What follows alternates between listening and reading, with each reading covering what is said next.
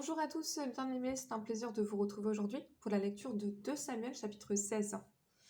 Lorsque David eut un peu dépassé le sommet, voici Tsiba, serviteur de Méphibosheth, vint au-devant de lui avec 2 ânes bâtés, sur lesquels il y avait 200 pains, 100 masses de raisins secs, 100 de fruits d'été et une outre de vin. Le roi dit à Tsiba, « Que veux-tu faire de cela ?» Et Tsiba répondit, « Les ânes serviront de monture à la maison du roi, le pain et les fruits d'été sont pour nourrir les jeunes gens, et le vin pour désaltérer ceux qui seront fatigués dans le désert. » Le roi dit, « Où est le fils de ton maître ?» Et Tsiba répondit au roi, « Voici, il est resté à Jérusalem, car il a dit, Aujourd'hui, la maison d'Israël me rendra le royaume de mon père. » Le roi dit à Tsiba, « Voici, tout ce qui appartient à Méphibosheth est à toi. » Et Tsiba dit, « Je me prosterne, que je trouve grâce à tes yeux, ô roi mon seigneur. » David était arrivé jusqu'à Bachurim, et voici, il sortit de là un homme de la maison de Saoul, nommé Shimei, fils de Guéra. Il s'avança en prononçant des malédictions, et il jeta des pierres à David et à tous les serviteurs du roi David, tandis que tout le peuple et tous les hommes vaillants étaient à la droite et à la gauche du roi. Shimei parlait ainsi en le maudissant. « Va-t'en, homme de sang, méchant homme. L'Éternel fait retomber sur toi tout le sang de la maison de Saoul, dont tu occupais le trône, et l'Éternel a livré le royaume entre les mains d'Absalom, ton fils. Et te voilà malheureux comme tu le mérites, car tu es un homme de sang. » Alors Abishai, fils de Tserouja, dit au roi, « Pourquoi ce chien mort maudit-il le roi mon seigneur? Laisse-moi, je te prie, aller lui couper la tête. » Mais le roi dit, « Qu'ai-je à faire avec vous, fils de Tserouja? Si il maudit, c'est que l'Éternel lui a dit, maudit David.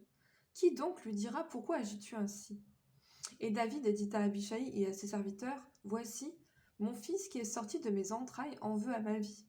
À plus forte raison ce Benjamite. Laissez-le, et qu'il maudisse, car l'Éternel le lui a dit. Peut-être l'Éternel regardera-t-il mon affliction, et me fera-t-il du bien, en retour des malédictions d'aujourd'hui. » David et ses gens continuèrent leur chemin, et Shimei marchait sur le flanc de la montagne près de David, et en marchant, il maudissait, il jetait des pierres contre lui, il faisait voler la poussière.